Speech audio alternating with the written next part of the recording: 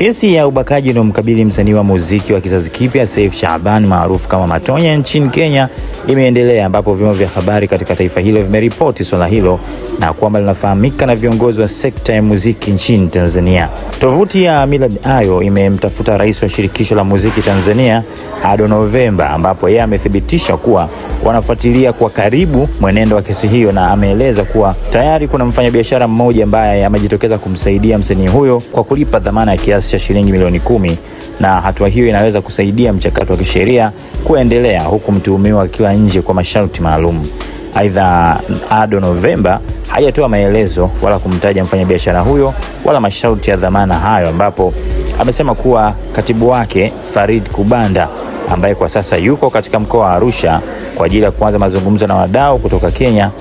na lengo la mazungumzo hayo ni kufuatilia kwa kina sakata hilo. Sasa na sisi pia tuendelea kufuatilia kwa karibu kujua hasa ni nini ambacho kinaendelea katika kesi ya Matonya.